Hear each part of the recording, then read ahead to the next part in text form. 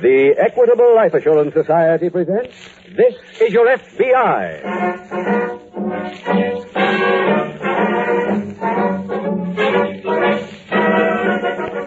This is Your FBI, the official broadcast from the files of the Federal Bureau of Investigation. Presented as a public service by the Equitable Life Assurance Society of the United States and the Equitable Society's representative in your community. Later on in tonight's program, it will be our pleasure to present Mr. J. Edgar Hoover, Director of the Federal Bureau of Investigation, speaking to you from Washington, D.C.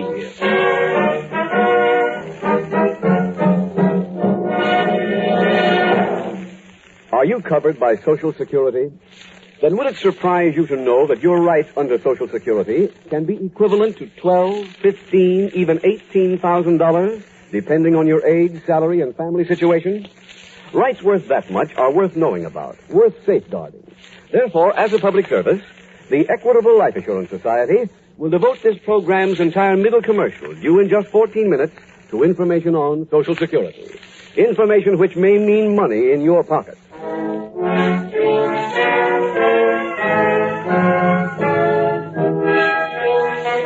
Tonight's FBI file, The Runaway Racketeers.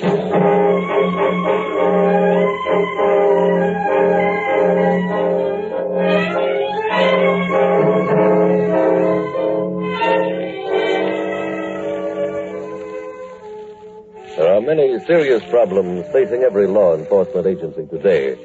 But perhaps the most important one is juvenile delinquency. Because unless that problem is at least partially solved, there is no hope that the crime wave will recede. If the juvenile delinquency problem is attacked intelligently, then the constant flow of recruits to the army of criminals will be impeded, and then progress can be made in stifling the activities of our adult criminals. Mr. J. Edgar Hoover, Director of the Federal Bureau of Investigation, will speak to you later in the program about this matter of vital concern to every one of you, whether you are a parent or not. It has been a mistake made by many people in the past that juvenile delinquency was no concern of theirs if they themselves did not have children whose lives they might guide. Nothing could be further from the truth. The problem that confronts your FBI and every other law enforcement agency in the nation also concerns you.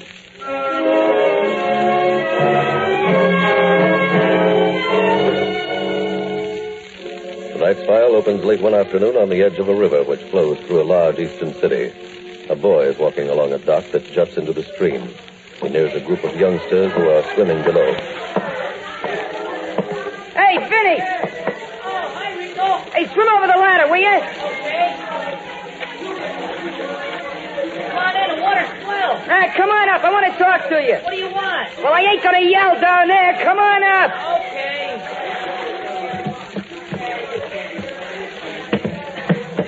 What's in your mind, Rico? Hey, come on over here. Okay. Hey, throw me Eddie's shirt, will you? I want to wipe off. Okay. Got another butt? Sure, here. Here. Where'd you get a full pack? I bought it. And that ain't all I can buy. With what? With this. Hey, how much you got there? $25, and it's mine. Where'd you get it? Yeah, me and Charlie did a job. What'd you do, roll a drunk? Nah. Pull a stick-up? I figured out something that's better than a stick-up. And now I can't work it no more. Why not? Charlie got sick. What's the matter with him? I don't know. He's in a hospital. That's what I want to talk to you. Why? I want to work the same thing over again. I need another guy. You want to work with me? Yeah. What kind of a job is it? First you tell me if you're in or not, huh? Do I get that kind of dough? Maybe more. Charlie gonna be sore at me? I told you, it's my idea. I'll take care of Charlie. Okay, I'm in. Swell. Get your clothes and let's get back to the club. Right now? Yeah. We gotta find a doctor to call. What's the matter? You sick too? No, I ain't sick. That's part of the job. The first thing we gotta do is call a doctor.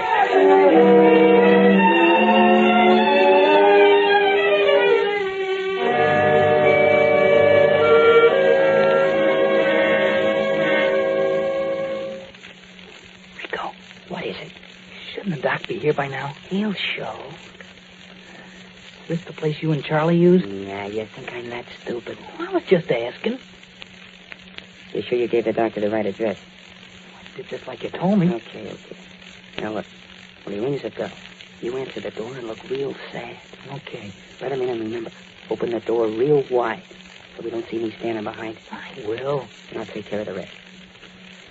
Hope it works. It worked the other day with Charlie and me, didn't it? Yeah. Then quit worrying as long as... That's him now. Go ahead. Okay. Dr. Fulton? That's right, son. My mother's in that room there. Thank you.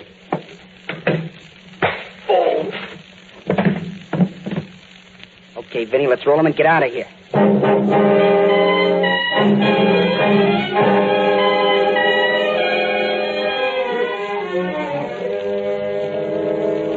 The next morning in the gymnasium of the local boys' club, FBI Special Agent Jim Taylor is visiting an old friend. All right, now let's watch your man there play heads up ball, Red. You watch your Paul. What? Hey, Paul. Oh, hi there, Jim. Right with you. Okay. Go ahead, keep practicing, boys. Well, Jim, what are you doing in this neighborhood? Working. Uh-oh. Hope none of my boys are in trouble with the FBI. I hope not myself, Paul. That's what I came here to check on, though. Oh? Yes, a doctor named Fulton paid a professional call to a flat around the corner last night and was knocked out by two youngsters. Yes? They robbed him after they knocked him out. Oh, Jim, I'm certain none of my boys would do a thing like that. Well, Paul, maybe you can help me find the two who did, huh? How much do you know so far? Well, early this morning, Dr. Fulton's wife called the police. I see. She said the doctor hadn't been home all night. His nurse reported that he'd made his last call last evening at an address in this neighborhood. The police checked and found him there. He wasn't dead, was he? No, but he'd received a very nasty skull wound. He regained consciousness for a few minutes and told the police he'd been assaulted by two youngsters. Then he passed out again. Well, how does the FBI get into the case, Jim? Well, after the doctor was robbed, the youngsters took his car up to Playland Park. One of the tires went flat, so they abandoned it. Well, Playland Park, as you know, is just across the state line. Yes, I know. Well, what can I do to help, Jim? When Dr. Fulton comes to at the hospital, I'm going to get a full description of the boys, Paul. Then, if they're from this neighborhood, maybe you can tell me who they are. I'll certainly try. Fine. I'm going back up to the hospital now. I'll see you later.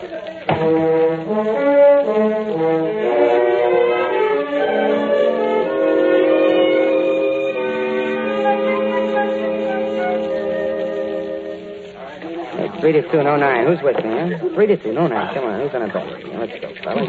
Ricko. Rick. Huh? Oh, hiya, Benny. You in the game? Yeah. Can I see you for just a minute? Well, what about? Well, the rest of the stuff from last night's job. Did you sell it? Not all of it. Why not? Look, stupid, this is no place to talk business. But I thought you said Come on that... over here.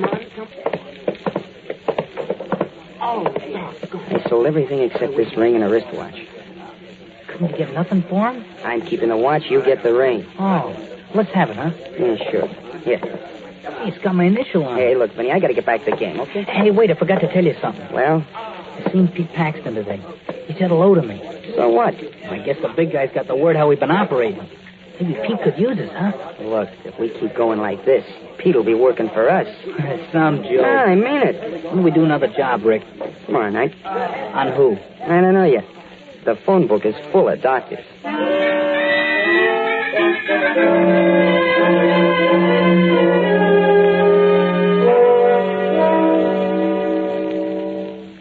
Are you busy, Paul? Oh, come on in, Jim. Pull up a chair. Oh, thanks. I'm trying to lay out the strongest possible batting order for a game we're playing tomorrow. No? Need a good left-handed second baseman? Need a whole infield. No.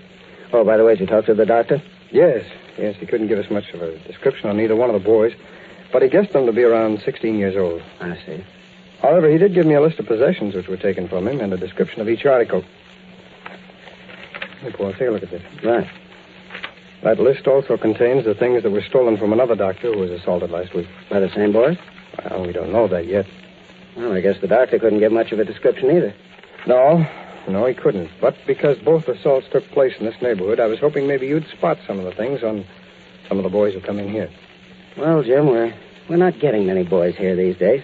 Kids want stuff to play with when they come here, and they've learned that we just don't have it. We got one pair of boxing gloves, for instance. What? Yes, and the baseball season is getting started, and we got one bat, 2 old baseballs, and both of them taped up. I don't understand, Paul. How come you haven't got more equipment than that? Well, it takes money, Jim, and people aren't contributing it. They'll spend $50,000 to build a statue of a man on a horse, but they won't spend a dime for a kid on a sidewalk. Now, where do the kids go if they don't come here? Well, this time of the year, they go swimming off the docks down by the river. A couple of them get drowned every season, but they're poor kids, so no one cares except their families. That's about it. Paul, what can be done? A place like this ought to be a big help in fighting delinquency. Well, it can't be, Jim, unless we get kids to come in. If we had some equipment and a swimming pool, why, I could break up half the gangs in the neighborhood. Are there many of them? Dozens. And every one of them has rented a cellar. Running their own clubs, you can imagine what they are. Yeah. But I'm still trying, Jim. In fact, I'm going out this afternoon to make the rounds of the cellar clubs and talk to every boy I find and see if I can't get them to come here. Well, Paul, if you spot any of the items on that list I gave you, let me know.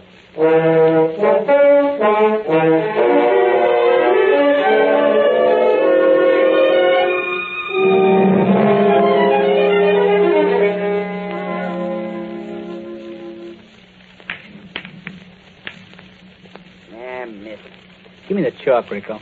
Okay. Let's see. 7-ball cross side.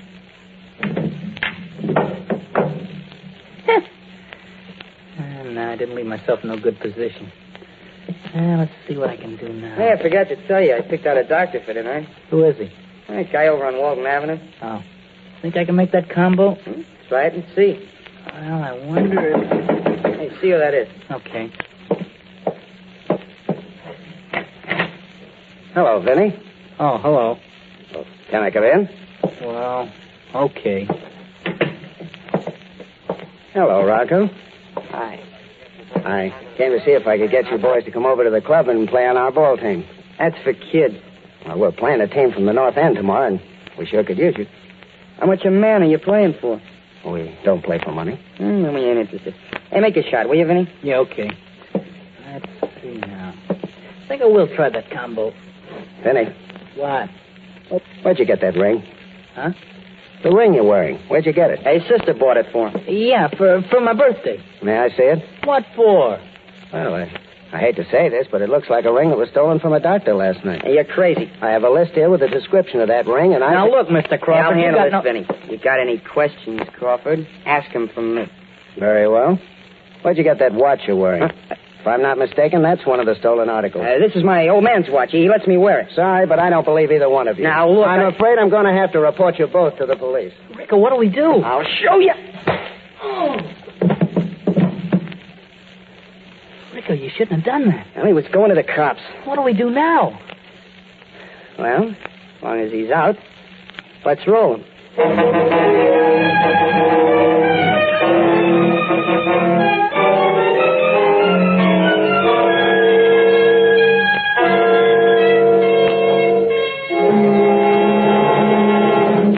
We will return in just a moment to tonight's file, which shows how your FBI provides national security.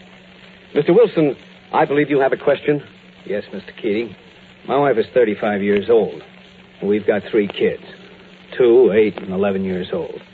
If I die, does she get Social Security benefits for the rest of her life? No. They stop after the youngest child reaches the age of 18 and are not resumed until your wife is 65 years old.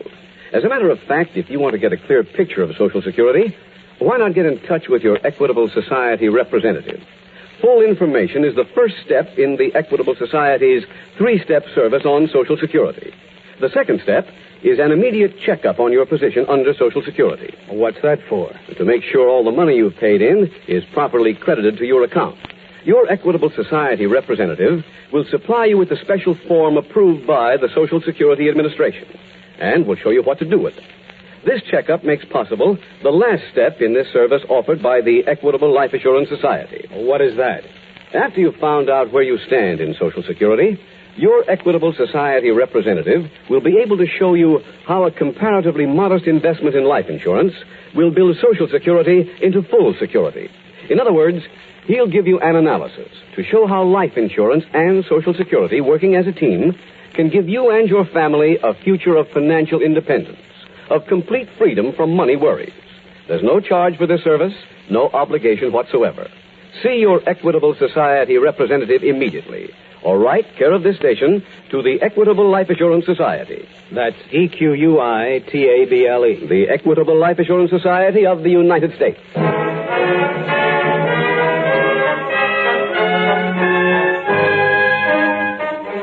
And now back to the FBI file, The Runaway Racketeers.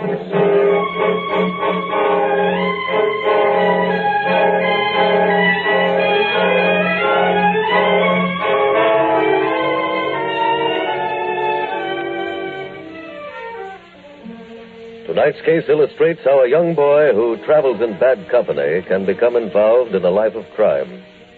It also shows that the commission of any later crime after the first one has been committed is almost a natural reflex. That is the reason why juvenile delinquency in any section is everyone's concern. Because from the youngsters who go wrong today will come the super criminals, the Dillingers, the Capones, the Carpusses of tomorrow. But that need not be their destiny. There are ways of fighting delinquency, and those ways are successful. They do take money and they take people. But when a community proves that it is willing to provide boys' clubs and other clean places where youngsters can spend some hours of decent enjoyment, it has made headway. It takes two things. First, the financial ability to provide those places with equipment they need. Second, and more important, it takes long hours of hard work by people who must prove to the children that they understand their problems and are willing to help them solve those problems. That is the main ingredient in any recipe for fighting juvenile delinquency. That single, inexpensive quality, understanding.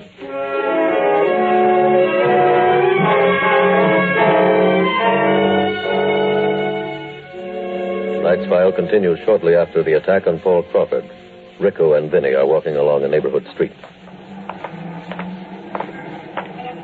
Rick, I still say you shouldn't have done that. Will you stop? We'll get in trouble on account of that. How are we going to get in trouble? Mr. Crawford knows where we live. So what? Well, he'll have us arrested. He's got to find us first, don't he? Well, that's easy. All he does is go to my house and to your place. We ain't going to be there. Why not? Where are we going to be? I don't know yet, but we're blowing. Where are we going to go? I told you, I don't know yet. I don't want to run away, Rick. You want to wait for the cops? No, but... All right, then you better come along with me. But you don't know where you're going. We go to the bus station and we grab the first bus out.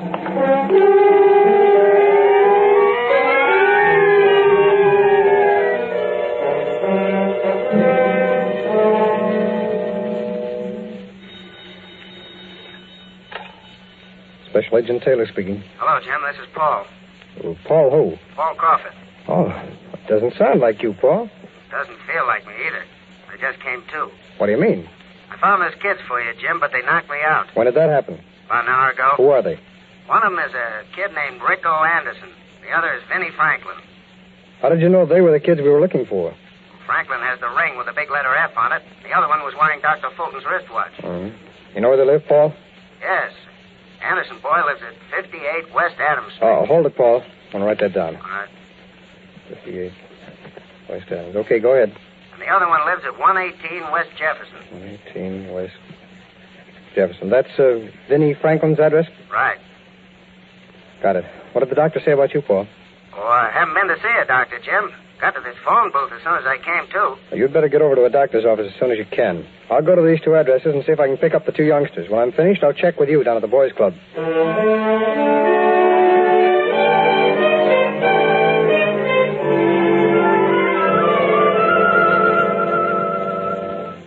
Can I come in, Paul? Oh, yes, Jim. Oh, fellow, what'd the doctor say? I just have a new bump on my head, that's all. Oh, have you been to see those kids? Yes, I went by before I came down here. Neither one of them were home for dinner. Well, if they ran away, they can't get too far. I only had about $1.50 on them.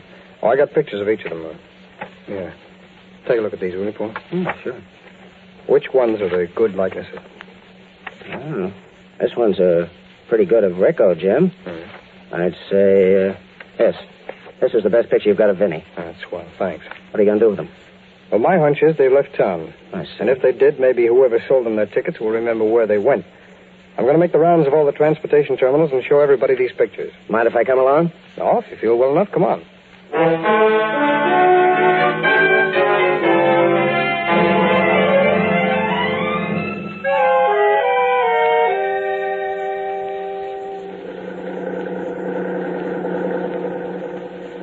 Rico, What? when does this bus get to Boston? About another hour. Do you know anything about Boston? Sure. What? Well, they finished third last year. Huh? Third in the American League. Oh. What I meant was, do you know your way around? Have you ever been there before? No, but we'll make out. sure wish this bus was going the other way. What's the matter with you? This is big action. Not for me. What? As soon as we get off the bus, we'll head right for a hotel. You ever been in one? Just the downstairs part. Yeah, you ain't seen nothing. In the rooms, they got soft beds, stuff like that. Uh-huh. And when you get hungry, if you like, you can have your meals right in your room. Sound like something to you, huh? Yeah, sleeping and eating. And I like it better at home. You ain't going home till we make a few scores. There's plenty of doctors in Boston. When we clip them, then we go home. Not before.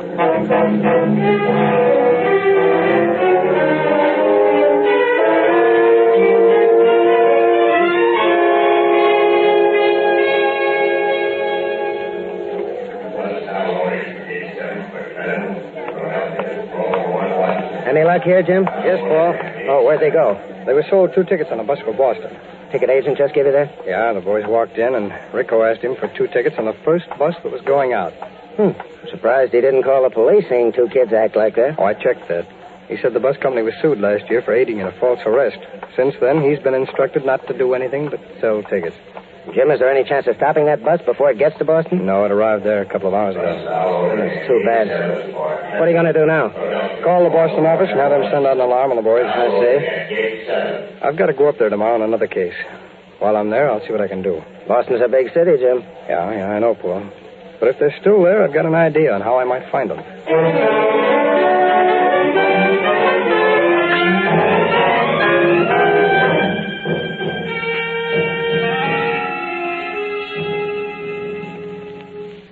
Rico. Yeah, what is it?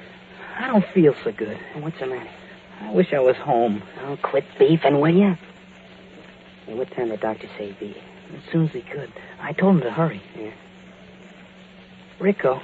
What? Take it easy when you slug him, will you? Why? Well, you can kill a guy hitting him over the head. Yeah, not this way. Well, I don't want to get mixed up in nothing where a guy gets killed. Will you shut up? But, Rico, All right, go ahead. Wait till I get behind the door before you open it. Okay. I'm coming. Dr. Chancimino? No, I'm not Dr. Chancimino, Vinny. Huh? How do you know my name? Because I've been looking for you. For your friend, too. Come on out from behind the door, Rico. Okay, then I'll close it. Hey, what's the idea? Who are you? I'm a special agent of the FBI. Huh? How did you know he was here? You were traced to Boston.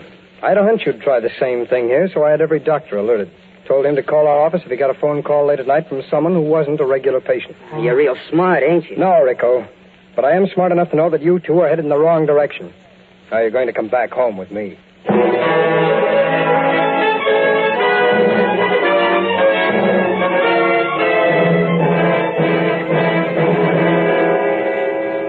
Rico Anderson was sentenced to a reformatory to remain there until he was 21 years old. Because his companion, Vinnie Franklin, was greatly influenced in participating in the crime, he was paroled in the custody of his parents. And now we switch to Washington, D.C. in order that you may hear a vital message from Mr. J. Edgar Hoover, Director of the Federal Bureau of Investigation. Mr. Hoover. Good citizens develop. So do criminals. Each is the product of training, opportunity, and surroundings. Both have one thing in common. Their early years foretell their future. Youth is a time to prepare for the full life in the future. Study, work, and recreation, with the aid of a good home, which earnestly seeks spiritual as well as mental and physical development of its children, leads to good citizenship. These are the forces that create a feeling of personal responsibility and equip youth to face the future with confidence and courage. This nation's responsibility to its youth is increasing. It must, because of the facts that are stark and revealing. The crime problem in this nation almost exceeds imagination, as 190 major offenses occur somewhere in our country every hour, day and night. Its toll in monetary terms, if diverted, could retire our national debt in less than a generation. Add to that another great menace, the failure of citizenship. And we have a major domestic problem. The call of citizenship today has never before been so clear. Criminals who would rob us of our lives and property, and godless communists who would rob us of liberty and freedom by their deception, present a challenge that calls for action. I know of no better way to prepare for the future of America than to provide now for the future of our youth. The Boys Clubs of America have accepted this challenge. 300 boys' clubs throughout the nation are providing wholesome recreation and constructive activities for boys who are learning and practicing self-reliance, tolerance, and fair play. America needs young people like these. It needs youthful viewpoints and youthful hopes. It needs boys who will bring vitality to the homes, the schools, the churches, and in short, to every arena of human endeavor. It needs future citizens who believe in God and who recognize the need for moral stability. It wants clean, healthy boys who are ready at all times to fight, if need be, for American principles. These ideals are the foundation of the spirit of the Boys Clubs of America. If this splendid organization is to expand and continue to help build the citizens of tomorrow, it merits the wholehearted support of serious-minded Americans today. Thank you, Mr. Hoover. In just a moment, we will tell you about next week's exciting case from the files of your FBI. Now, a quick review of the special 3-point service offered by your Equitable Society representative to help you get the most out of Social Security. First, it gives you a clear picture of what Social Security can accomplish for you. Second, your Equitable Society representative supplies you with a special form approved by the Social Security Administration for checking up on your position under Social Security. Third, he shows you how easy and inexpensive it is to build Social Security into full security. Don't fail to take advantage of this special service offered without charge by your Equitable representative and the Equitable Life Assurance Society of the United States.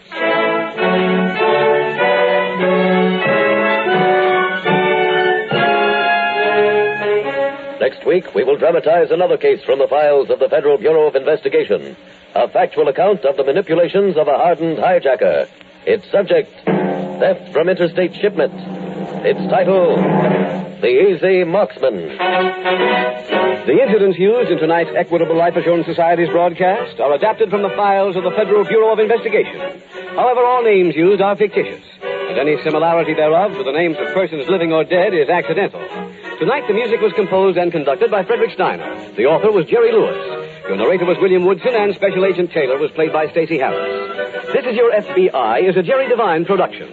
This is Larry Keating speaking for the Equitable Life Assurance Society of the United States and the Equitable Society's representative in your community, and inviting you to tune in again next week at this same time when the Equitable Life Assurance Society will bring you another thrilling story from the files of the Federal Bureau of Investigation. The Easy Marksman on This Is Your FBI. This is ABC, the American Broadcasting Company.